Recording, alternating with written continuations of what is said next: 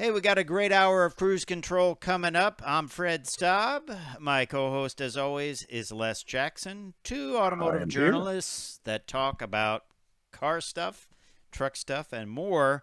We're going to talk about Car Bravo, a new way for you to buy used vehicles from your GM dealer, not just GM vehicles. So we'll talk about that, Les Jackson. That's right. And then Honda is teasing its HR-V. Yes, active lifestyle buyers. Attention, active lifestyle buyers. They're going to be talking about that. We'll talk about some things we'd like to see in that.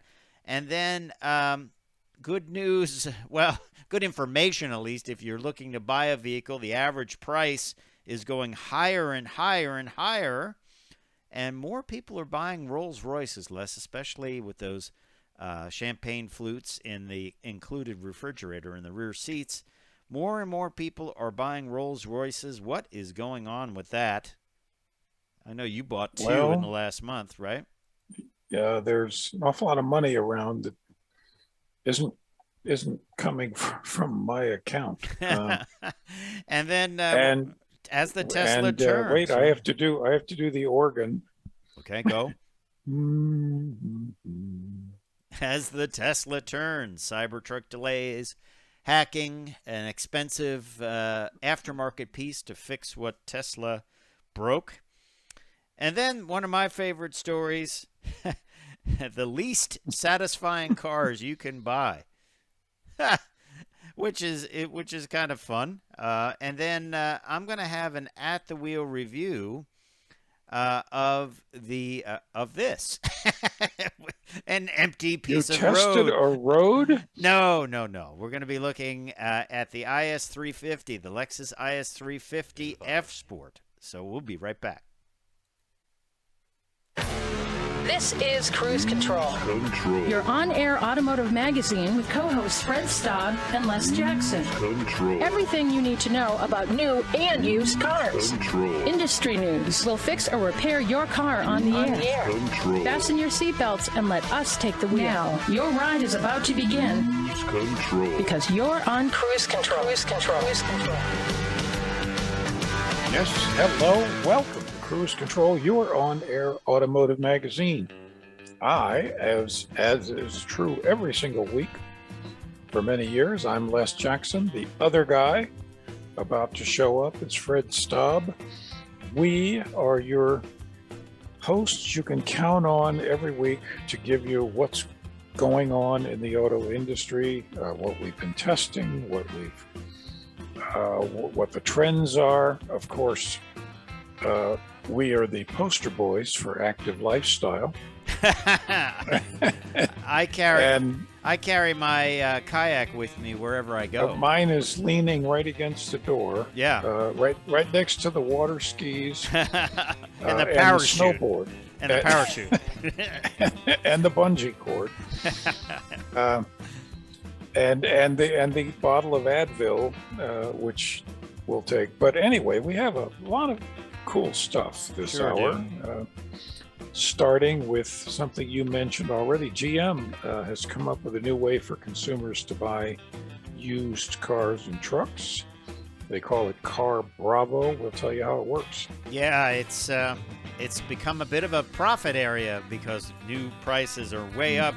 We're also going to talk about the Hyundai HR-V. We've got a little bit of a teaser. Active lifestyle buyers. This is your blue light special. We'll talk about that. We'll talk what we'd like to see in the new HR-V. And then you have a piece about the average transaction price of new vehicles, right? It keeps going up at a faster rate than it ever has in the past. And we're going to tell you what it is. You're not going to like it. But, that's the way it is. And the other thing that's going on is Rolls-Royce is selling so many vehicles that they can't keep up. Where is the money coming from, Les Jackson? Man. We will talk about that. And also, we'll have an edition of As the Tesla Turns. Yes, the Cybertruck is delayed once again, Les Jackson. I keep saying it ain't going to happen. And a hacker, 19-year-old hacker, says he's hacked into 25 Teslas.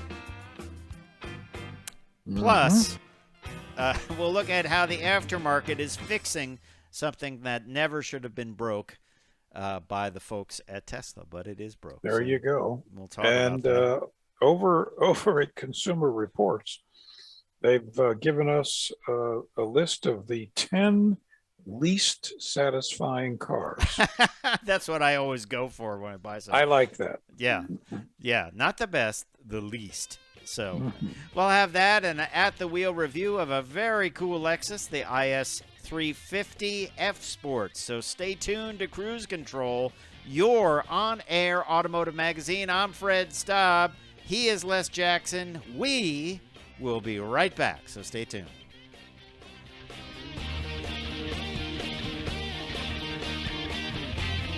Yeah.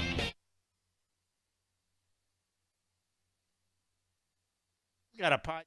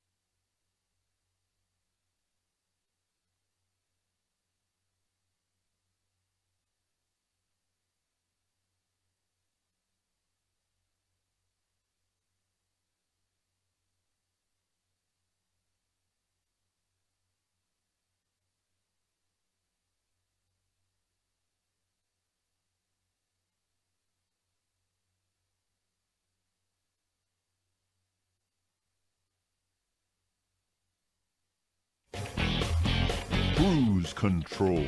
And welcome back to Cruise Control, your on-air automotive magazine. Well, we've got a lot to get to, and we're starting with something called Car Bravo, Les Jackson. You remember, when I saw this, I thought of OK Used Cars. Remember that? That was the brand of GM absolutely. cars, right? You saw the kind of the little neon banner at the Chevy dealer, OK Used Cars. Yeah. Yeah. Those are probably very collectible. I would imagine. That sounds like something you would find with American Pickers. They would like something like that. Well, they probably wouldn't be finding any Car Bravo signs yet, but this is a new idea announced by GM this week where customers can shop online at the GM dealership or a combination of both at the dealership or online. Wide selection of inventory, including non-GM makes and models, benefits, support, and service throughout the ownership experience. And the idea is Car Bravo will give customers more choice and access to shop significantly expanded inventories at both the dealer and a national central stock of GM used vehicles. And this will also this will also involve non-GM vehicles. This is similar in business concept to Carvana and a couple of these other nationwide used car things where you go on the platform and you're looking for whatever 2018 Optima, and it'll list everything that's available and where they are around the country and the price. And I assume that the Car Bravo will have kind of the same features, which is you can own it for up to 7 days and return it. Well, we want to find out more about this. We'll be talking to some folks from GM about it, but it is what they're saying. It will offer a seamless customer experience, a new digital retail platform. All Car Bravo vehicles are inspected and reconditioned to meet standards set by GM. They receive guaranteed online offers from industry standard Black Book to buy their vehicles if they want. And they have standard warranty coverage on all vehicles, extensive nationwide network of dealerships for service and maintenance, and ownership benefits that include roadside service, courtesy transportation, OnStar, and Sirius XM trials on eligible vehicles. Pretty cool stuff, right? Well, yeah. And, I can't imagine that other manufacturers like Ford, Toyota, and wouldn't be doing the same thing, surely. Why not? Why not make it nationwide? They're going to have at-home test drives and home deliveries available at participating dealers. That's pretty good news, right? That's pretty good. So it's a big program being rolled out by GM. Kind of exciting. We'll learn more about it too on next week's show. Now, this is a teaser. Honda is teasing the new HR-V. Of course, that is their compact crossover. And it's going to grow a little bit bigger. It's designed for the U.S. market. One thing I think this needs, and I think almost universally people are chiming in about this, is it needs more power.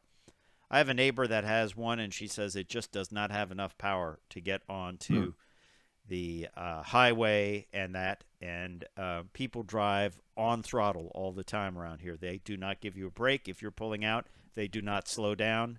You have to smash it wide open to get ahead of them. It's the only way to do it. And I think it needs more power. I think it needs an updated interior, but it has to keep some of the cuteness and funkiness of the rear folding magic seat and other features like that to keep it unique. But it is getting bigger, and it is designed for the U.S. market. So all we have are some teaser photos right now, but I'm sure we will have more information on that in the not-too-distant future. Have you driven an HR-V in a while? I think it'll look, I haven't been in an HR-V in a while. I think that the new one is going to look just like that. Because you see it's got door handles and mirrors. Yep. And a surfboard. And a surfboard, or of course the universal symbol of active lifestyler, the kayak. So the kayak. Hey, when we come back, we're going to talk about the average transaction price of a new vehicle, and wow, it's a lot. And a lot Yeah. of people are buying Rolls Royces, Les Jackson. So we'll figure out what's going on there. Stay tuned to Cruise Control.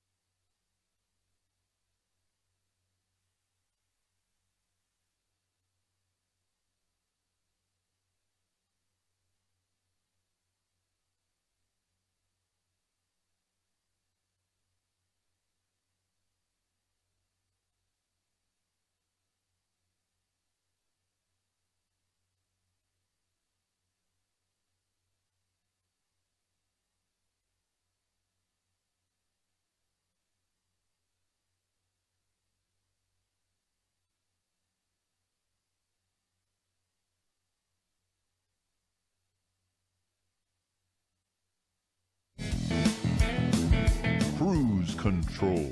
Hey, welcome back to Cruise Control. Well, everybody sit down, I am sitting down. grit your teeth, and get ready for sticker shock because new car prices, on average, hit yet another record high in December of $47,077. Wow. That's the average transaction price around the country of an average vehicle. What was it this time last year? It was a lot less. A lot less. It was 10 grand less. It was 10 grand less. It was 36 to 37,000. Okay. What's doing Now, it, Les some Jackson? some of this is due to the chip shortage and the added dealer markup. You can't just go in and you can't negotiate. You can't go in even and get them for MSRP. They're adding 2, 3, 4, and in one case here in DC, $60,000 No to the thanks. MSRP. Take that car and you can fill it in. Yep. Well, there's that. And I guess also people are buying a lot of luxurious vehicles, well-equipped trucks and things like that.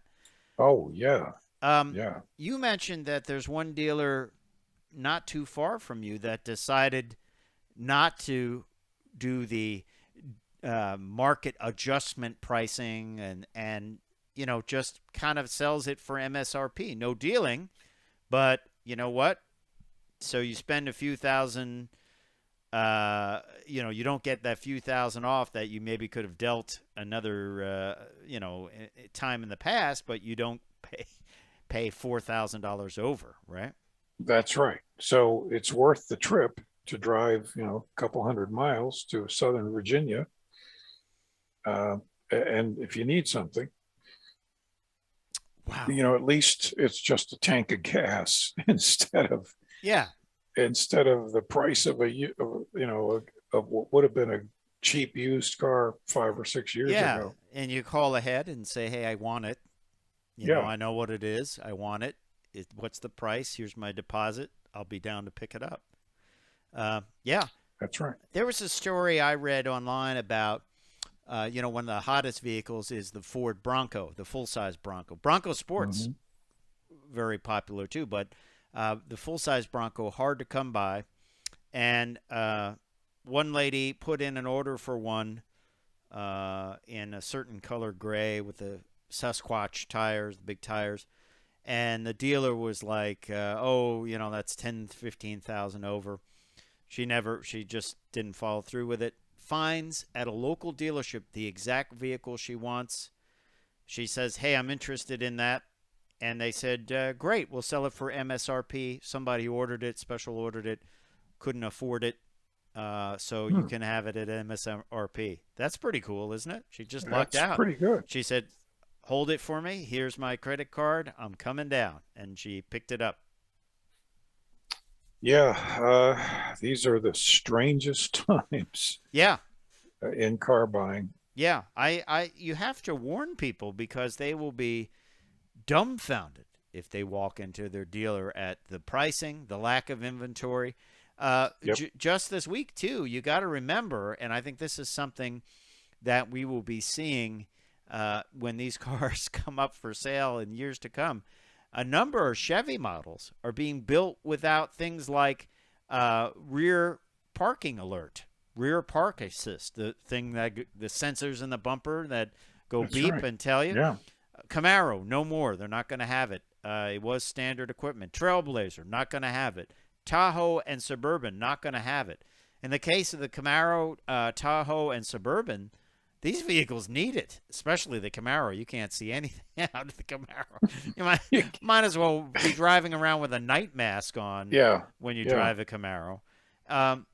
And, down the line, these cars are going to be sold and they'll be like, where is this? Well, it never had it. And there's no thoughts on whether this will be able to be added in the future, I wonder if the aftermarket will respond to that. I mean, let's face it, the wiring is there for it's all there. The sensors. There's probably the holes are in the bumper. I bet they even put the sensors in. But things like heated seats have gone by the by, all kinds of things that you would really want in a vehicle. And these vehicles will be forever be the one where, that vehicle comes with heated seats and you get it and it doesn't have heated seats, right? That's right. Yeah, this is one of the ones that didn't get the CB radio. I always love that when you see one of these shows where like, hey, we've found this car and it has the factory CB radio. Remember, they put factory CB radios into cars. That was a big deal in the late 70s. Yeah. Well, here's another trend. There you have it. Your champagne is chilling, Les Jackson. There is a trend of people buying Rolls Royces. More sales than ever before in the history of the brand. Sales compared to 2020. In 2021, we're up 49%.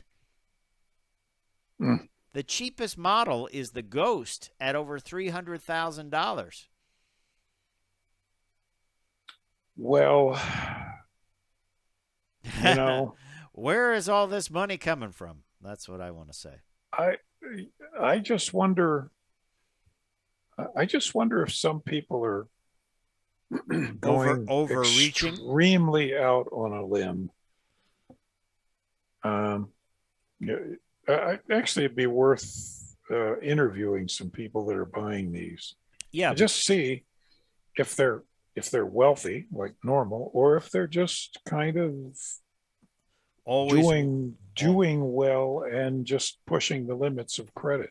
they always wanted a Rolls Royce, so it's either that or a house. Yeah, I'll live in a basement apartment and buy a Rolls Royce. yeah, and drive my Rolls Royce to Walgreens. I like Walgreens.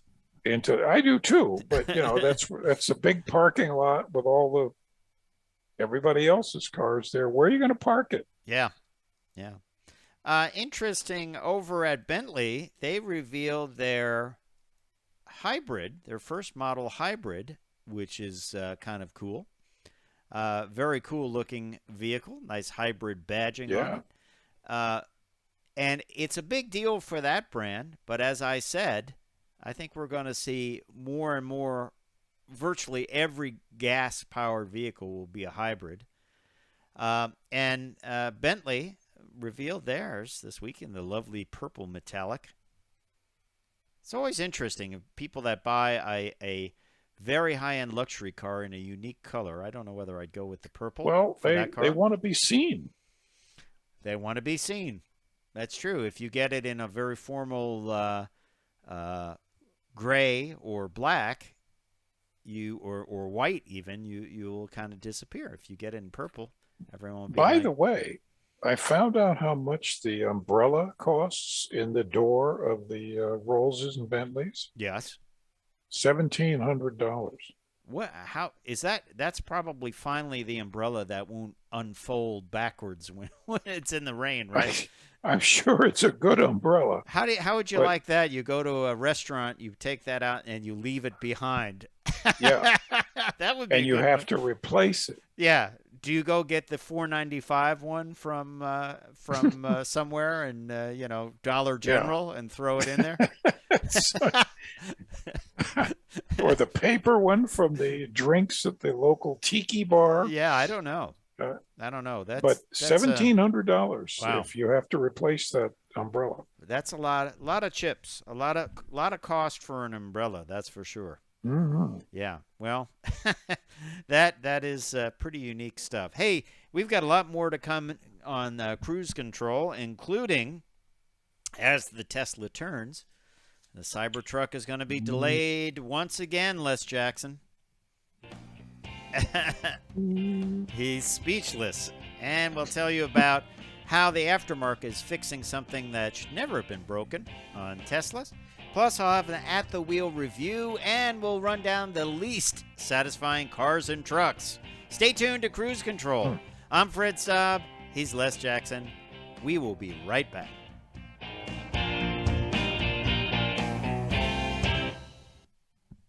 Bomb, bomb. Oh, excuse me.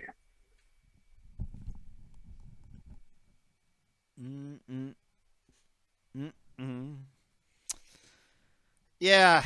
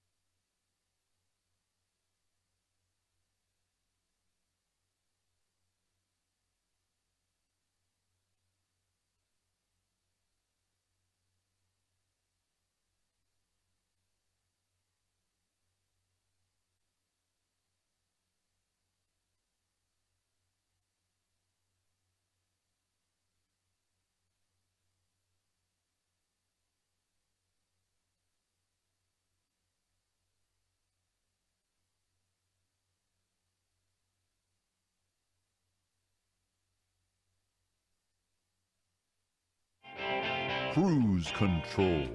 And welcome back to Cruise Control, your on-air automotive magazine. Fred Staub and Les Jackson with you, bringing you the latest automotive doings. Les, get ready, because it's time. You know what's coming up? Oh, boy. As the Tesla turns. When last we were Yes. we were on the Tesla bandwagon. Well, it is the soap opera we call Tesla, and there's always plenty of Tesla stories. So we kind of bring them all into something called As the Tesla Turns. This week, it was announced, and not that long ago, that the Cybertruck that has been discussed very often, it was supposed to commence in late 2021, the construction of it. Now it's pushed out to 2022, and we don't know what that means, when it will happen. And in the meantime, the market is flooding with electric pickup trucks. We've got Electric pickups. Silverado EV. We've got the Ford Lightning. F-150. Yeah, we got entrance from Rivian. It's just it's what's going to happen is this vehicle will just be outdated before it comes out. Isn't that true? Well, I think it already is outdated. Yeah. Not to mention outlandish. It is outlandish. It does look like you took a piece of sheet metal and bent it over your knee and formed the body, right? It looks like I designed it. From an origami book. Yeah. But I didn't follow the instructions. You got a big piece of sheet metal. You took some 2x4s and bent it over that to make the breaks in the body. It's really hideous looking. It's hideous. But as time goes on, there's so many options and better options and real vehicles. I mean, who wouldn't want to have the Silverado EV or the Lightning over that? Right. EV is a little bit more futuristic, I think, than the Lightning. But, both are real vehicles. They will be built. And by the way, Ford, have you seen the Ford is now a $100 billion company? Their stock is trading at the highest numbers. Yeah. And isn't that amazing? That's, they say, due to the Ford Lightning and the Mach-E. So anyway, let's get back to As the Tesla Turns. There is a 19-year-old hacker who has taken control, or he says he's taken control of 25 Teslas. He's 19. He took control of 25 Teslas. He's a young hacker from Germany. And it's Tesla's Model 3, Y, S, or X. He says his name is David Colombo, no relation to Inspector Colombo. He's a 19-year-old IT security specialist, and he's doing it as sort of a white hat hacker, where that means, hey, I'm just showing you what could happen. I'm not doing anything bad. I'm just showing you what could happen. And he says he can't control, drive the car, but he can turn the radio up to full volume, open the doors and windows at highway speeds, or flash the lights. That's great. Or he can probably do more, but he won't. Yes. Well, he's exposed these vulnerabilities in the software. Yep. Just like hackers expose vulnerabilities in Windows and the Android phones. So I guess the big question is, what is Tesla going to do about it? I think they're looking. How are they going to fix it? They're looking into it. Our security people are looking into it. And then, of course, the Model S, they decided to make a yoke steering wheel. Mm-hmm. In that. No one knows why. No real reason, no real demand for it, but that's the only steering wheel you can get from the factory. Although we do know they drove a plaid performance model of it around the Nürburgring with a regular steering wheel, probably because the driver didn't want to break his wrists. But never mind, the aftermarket has stepped up, and they will give you a replacement steering wheel that is sort of rectangular, sort of like the one in the Corvette. Kind of trapezoidal. It's called T Sport Fine, and you send in your steering wheel as a core, and they give you they don't give you, they sell you a new one for about $2,500, depending on what you get. A new steering wheel, and it is a full steering wheel. It has the full rim around it. Interesting. I thought they should put one of those 6-inch dune buggy metallic with the metallic blue. Oh, those little, yeah. Those little. What do you think of that? That would look cool in there, wouldn't it? I think it'd be kind of funny. Well, it would look cool, but you need an adapter kit to put that on the steering shaft. I think adapter. Well, or gorilla bars from a motorcycle. Yeah, that would be fun. Yeah. So, why not? Just put a steering wheel in it. Yeah, it's dumb. Come on, Elon. It's dumb. Even he didn't know the reason for doing it. There's no, I don't know. Yeah. Anyway, that's as the Tesla turns for cruise control this week. Let's do this next story. It's comes from Consumer Reports, and they have listed the 10 least satisfying cars to own. Right? So now let's be clear. They're not saying that they're bad cars. No, I actually like some of these cars. I mean, and some of them have weird features that you may not like, but they're not the worst cars in the world. They're the ones that people bought and they were least satisfied with, according to Consumer Reports, in the group that they studied, and that people would never buy them again if they had to do it over again. Number 10. These are the kinds of cars that people will turn in early because they just don't like them. Could be a good used car, actually, if you think of it that way. Kia Forte, nothing wrong with it. Perfectly good-looking sedan, nothing wrong with it. Got modest upgrades. The GT line is kind of fun. But people, would they not buy it again? I've driven them. I think they're fine. I mean, is it the most exciting thing to drive in the world? No. But is it a good, reliable car? And if you could get one used, low mileage, yeah, it'd be great. It's like Rocky Road ice cream. It's good, not great, but it's good. All right, the next one up is from Cadillac, and that is the XT4. That is their small crossover. Don't like it. I didn't like this. I'll tell you why I didn't like it, because small interior room, really bad rear leg room, really off compared to some of the other vehicles that are offered. And the interior is just not up to snuff. I agree. It's just disappointing. Disappointing for the money. Not a good buy for the money. Yeah. Once again, not a terrible vehicle. Next up, Jeep Renegade, cute little vehicle. I went to the launch of this vehicle. I think it's a cute little vehicle, but they just say it's kind of like a Jeep with a Fiat with a Jeep badge on it.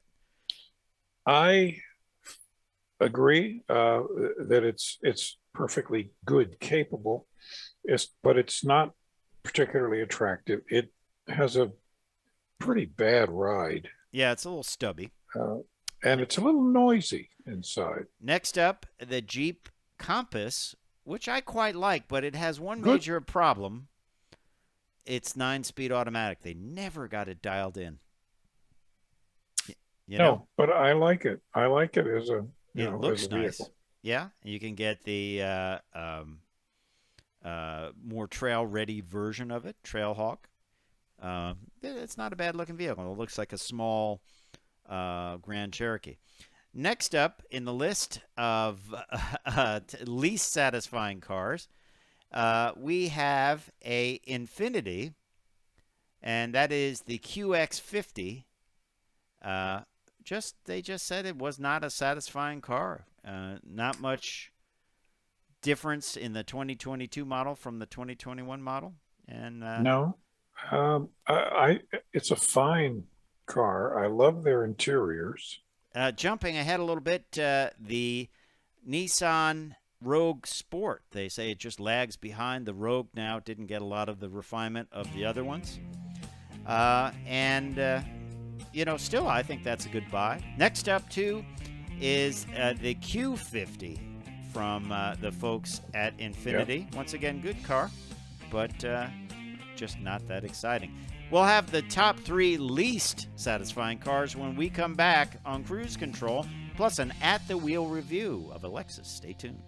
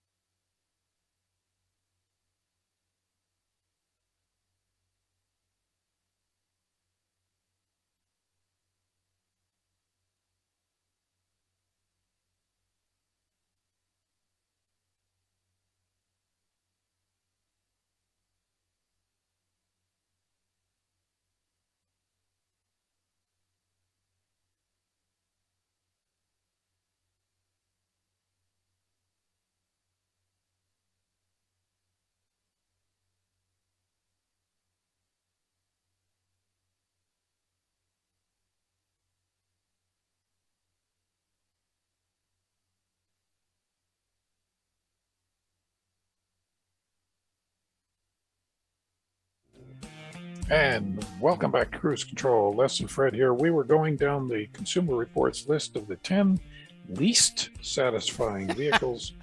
Thank you. That was not satisfying. That's right.